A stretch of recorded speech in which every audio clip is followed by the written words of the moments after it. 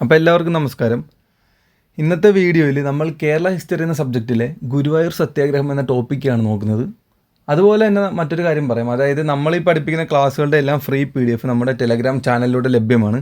അതിൻ്റെ ലിങ്ക് ഞാൻ ഡിസ്ക്രിപ്ഷൻ ബോക്സിൽ കൊടുക്കാം. അപ്പോൾ നമുക്ക് നേരെ അതിലും വീഡിയോയിലോട്ട് പോകാം. അപ്പോൾ പറയുന്നു, ഗുരുവായൂർ സത്യാഗ്രഹം എന്താണ്?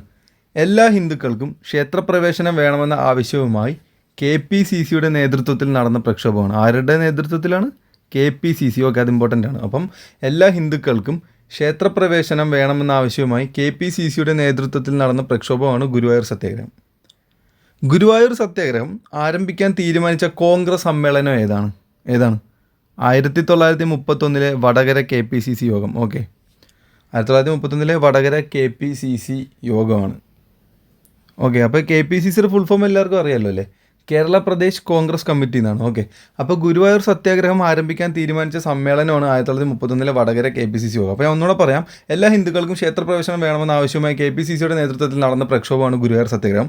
ഗുരുവായൂർ സത്യാഗ്രഹം ആരംഭിക്കാൻ തീരുമാനിച്ച സമ്മേളനമാണ് 1931. ഏത് വർഷമാണ്? 1931 വടകര KPCC യോഗം.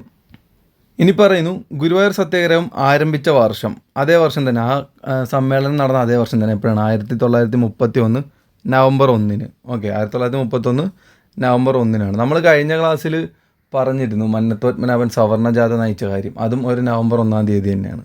ഓക്കെ, അപ്പം ഗുരുവായൂർ സത്യാഗ്രഹത്തിൻ്റെ വോളണ്ടിയർ ക്യാപ്റ്റൻ ആരാണ്? AK ഗോപാലൻ. അപ്പോൾ ഗുരുവായൂർ സത്യാഗ്രഹം ആരംഭിച്ച വർഷം 1931 നവംബർ 1. ഗുരുവായൂർ സത്യാഗ്രഹത്തിൻ്റെ വോളണ്ടിയർ ക്യാപ്റ്റൻ AK ഗോപാലനുമാണ്. ഓക്കെ, അതുപോലെ നവംബർ 1 മറ്റൊരു ദിവസമുണ്ട്, നമുക്ക് എല്ലാവർക്കും അറിയില്ല, കേരള പിറവി ദിനവും കൂടിയാണ് നവംബർ 1. ഓക്കെ, അപ്പോൾ ഒന്നുകൂടെ പറയാം, ഗുരുവായൂർ സത്യാഗ്രഹം ആരംഭിച്ച വർഷം 1931 നവംബർ 1. ഗുരുവായൂർ സത്യാഗ്രഹത്തിൻ്റെ വോളണ്ടിയർ ക്യാപ്റ്റൻ ആരാന്ന് വെച്ച് കഴിഞ്ഞാൽ AK ഗോപാലനാണ്. ഇത് മിക്കപ്പോഴും PSC ചോദിച്ചിട്ടുള്ള ചോദ്യമാണ്. അതുപോലെ തന്നെ ഗുരുവായൂർ സത്യാഗ്രഹത്തിന് നേതൃത്വം നൽകിയവർ ആരൊക്കെയാണ്? ഒന്ന് K കേളപ്പൻ, കേരള ഗാന്ധി എന്നറിയപ്പെടുന്ന K കേളപ്പൻ. പിന്നെ മന്നത്ത് പത്മനാഭൻ. ഓക്കെ, അപ്പം ഗുരുവായൂർ സത്യാഗ്രഹത്തിന് നേതൃത്വം നൽകിയവർ ആരൊക്കെയാണ്? K കേളപ്പനും മന്നത്ത് പത്മനാഭൻ. ആരൊക്കെയാണ്? K കേളപ്പൻ, മന്നത്ത് പത്മനാഭൻ. ഈ നേതൃത്വം നൽകിയവരിൽ ഗുരുവായൂർ സത്യാഗ്രഹത്തിൻ്റെ പ്രസിഡന്റ് മന്നത്ത് പത്മനാഭനും ഗുരുവായൂർ സത്യാഗ്രഹത്തിൻ്റെ സെക്രട്ടറി K കേളപ്പനുമാണ്. ഓക്കെ, അപ്പം ഗുരുവായൂർ സത്യാഗ്രഹത്തിൻ്റെ പ്രസിഡന്റ് ആരാണ്? മന്നത്ത് പത്മനാഭൻ. ഗുരുവായൂർ സത്യാഗ്രഹത്തിൻ്റെ സെക്രട്ടറി ആരെന്ന് ചോദിച്ചു കഴിഞ്ഞാൽ K കേളപ്പനാണ്. ഓക്കെ, ഈ ഗുരുവായൂർ ക്ഷേത്രം മുമ്പ് ആരുടെ അധീനതയിലായിരുന്നു?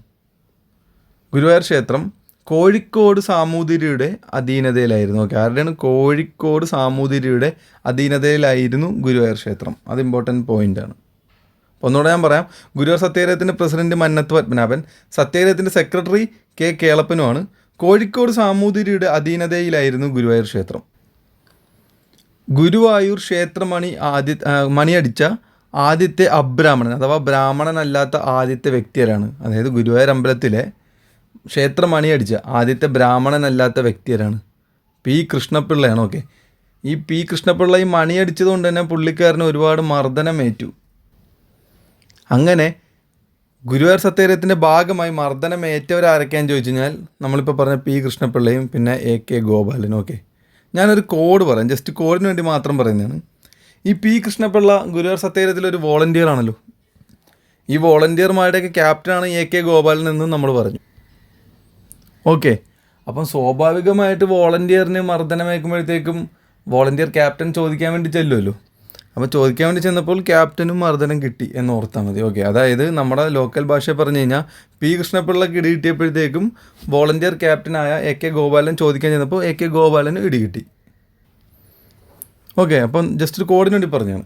അപ്പോൾ ഗുരുവായൂർ സത്യാഗ്രഹത്തിൻ്റെ ഭാഗമായി ക്രൂരമായി മർദ്ദനമേറ്റവർ ആരൊക്കെയാണ്? P കൃഷ്ണപിള്ളയും AK ഗോപാലനുമാണ്.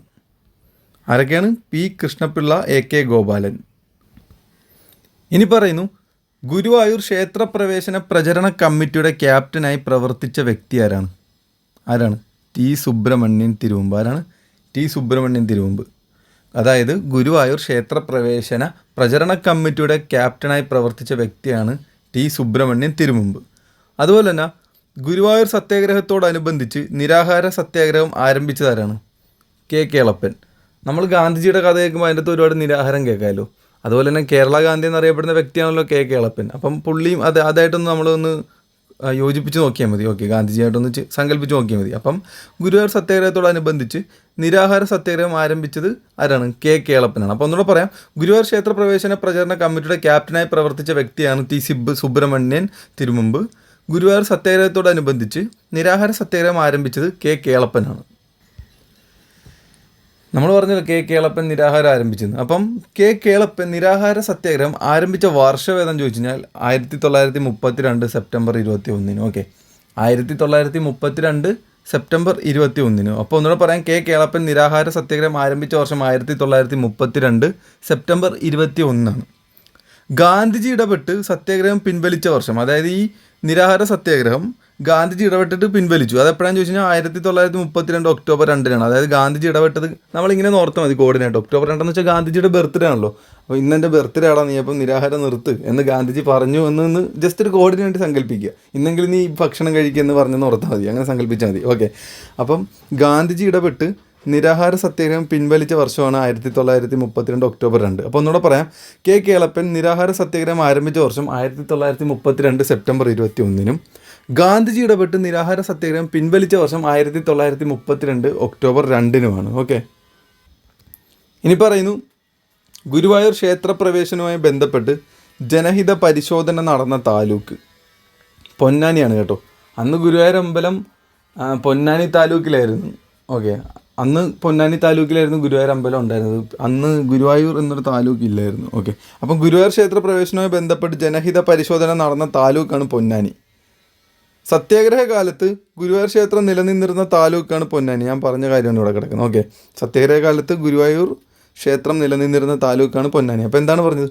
ഗുരുവായൂർ ക്ഷേത്രപ്രവേശനവുമായി ബന്ധപ്പെട്ട് ജനഹിത പരിശോധന നടന്ന താലൂക്കാണ് പൊന്നാനി.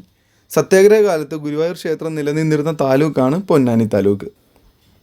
ഈ പൊന്നാനിയിൽ ജനഹിത പരിശോധന നടന്നപ്പോൾ അതിൽ നിന്നൊരു കാര്യം വ്യക്തമായി. എന്താണ്?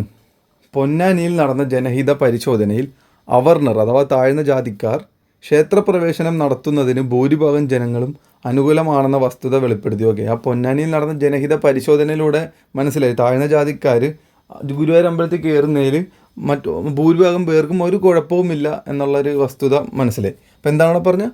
പൊന്നാനിയിൽ നടന്ന ജനഹിത പരിശോധനയിൽ അവർണർ ക്ഷേത്രപ്രവേശനം നടത്തുന്നതിന് ഭൂരിഭാഗം ജനങ്ങളും അനുകൂലമാണെന്നുള്ള വസ്തുത വെളിപ്പെടുത്തി. ഓക്കെ, അപ്പോൾ ഇതുവരെ നമുക്കൊന്ന് ആദ്യം തൊട്ട് ഒന്നുകൂടെ നോക്കാം. നിങ്ങൾ ഇവിടുന്ന് തന്നെ പഠിച്ചുകൊണ്ട് പോകാൻ വേണ്ടിയിട്ടാണ് നമ്മൾ വീണ്ടും വീണ്ടും വായിക്കുന്നത്. ഓക്കെ, ഇനി രണ്ടാമത് വീഡിയോ കാണേണ്ട ഒരു ആവശ്യമില്ല എന്നുള്ള രീതിയിൽ തന്നെ. ഓക്കെ, അപ്പോൾ ഒന്നുകൂടെ തുടങ്ങാം. ഗുരുവായൂർ സത്യാഗ്രഹം എന്താണ്? എല്ലാ ഹിന്ദുക്കൾക്കും ക്ഷേത്രപ്രവേശനം വേണമെന്ന ആവശ്യമായി KPCCയുടെ നേതൃത്വത്തിൽ നടന്ന പ്രക്ഷോഭമാണ് ഗുരുവായൂർ സത്യാഗ്രഹം. ഗുരുവായൂർ സത്യാഗ്രഹം ആരംഭിക്കാൻ തീരുമാനിച്ച സമ്മേളനം 1931 വടകര KPCC യോഗമാണ്. ഗുരുവായൂർ സത്യാഗ്രഹം ആരംഭിച്ച വർഷം 1931 നവംബർ 1. ഗുരുവായൂർ സത്യാഗ്രഹത്തിൻ്റെ വോളണ്ടിയർ ക്യാപ്റ്റൻ AK ഗോപാലനാണ്. ഗുരുവായൂർ സത്യാഗ്രഹത്തിന് നേതൃത്വം നൽകിയ ആരൊക്കെയെന്ന് ചോദിച്ചാൽ കെ കേളപ്പൻ, മന്നത്ത് പത്മനാഭൻ. ഓക്കെ, അതുപോലെ തന്നെ ഗുരുവായൂർ സത്യാഗ്രഹത്തിൻ്റെ പ്രസിഡൻ്റാണ് മന്നത്ത് പത്മനാഭൻ. ഗുരുവായൂർ സത്യാഗ്രഹത്തിൻ്റെ സെക്രട്ടറി കെ കേളപ്പനായിരുന്നു. കോഴിക്കോട് സാമൂതിരിയുടെ അധീനതയിലായിരുന്നു ഗുരുവായൂർ ക്ഷേത്രം. ഗുരുവായൂർ ക്ഷേത്രമണി അടിച്ച ആദ്യത്തെ അബ്രാഹ്മണൻ അഥവാ ബ്രാഹ്മണൻ അല്ലാത്ത വ്യക്തിയാരെന്ന് വെച്ചാൽ P കൃഷ്ണപിള്ളയാണ്. ഗുരുവായൂർ സത്യാഗ്രഹത്തിൻ്റെ ഭാഗമായി ക്രൂരമായി മർദ്ദനമേറ്റവർ ആരൊക്കെയാണ്?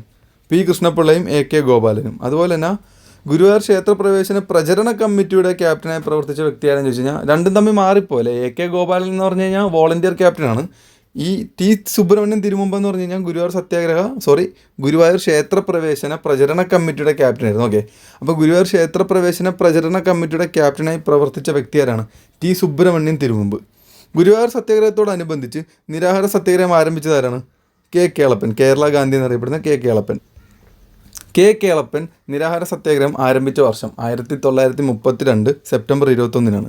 അങ്ങനെ ഗാന്ധിജി ഇടപെട്ട് നിരാഹാര സത്യാഗ്രഹം പിൻവലിച്ച വർഷം ഗാന്ധിജിയുടെ ബർത്ത്ഡേക്ക് തന്നെ എപ്പോഴാണ്? 1932 ഒക്ടോബർ 2. ഗുരുവായൂർ ക്ഷേത്രപ്രവേശനവുമായി ബന്ധപ്പെട്ട് ജനഹിത പരിശോധന നടന്ന താലൂക്കാണ് പൊന്നാനി. സത്യാഗ്രഹ കാലത്ത് ഗുരുവായൂർ ക്ഷേത്രം നിലനിന്നിരുന്ന താലൂക്ക് ഏതാണ്? പൊന്നാനിയാണ്. അതുകൊണ്ടാണ് പൊന്നാനിയിൽ ജനഹിത പരിശോധന നടന്നതെന്ന് പറയുന്നത്. പൊന്നാനിയിൽ നടന്ന ജനഹിത പരിശോധനയിൽ അവർണർ ക്ഷേത്രപ്രവേശനം നടത്തുന്നതിന് ഭൂരിഭാഗം ജനങ്ങളും അനുകൂലമാണെന്ന വസ്തുത വെളിപ്പെടുത്തി. ഓക്കെ, അപ്പോൾ ഇത്രയും കാര്യങ്ങളാണ് ഇന്നത്തെ വീഡിയോയിലൂടെ പറയാൻ ഉദ്ദേശിച്ചത്. നിങ്ങൾക്ക് ഈ വീഡിയോ ഇഷ്ടമായെങ്കിൽ നിങ്ങളിത് മാക്സിമം ഷെയർ ചെയ്യുക. ഓക്കെ, അതുപോലെ തന്നെ സബ്സ്ക്രൈബും ചെയ്യുക. അപ്പോൾ നമുക്ക് മറ്റൊരു വീഡിയോയുമായി വീണ്ടും കാണാം.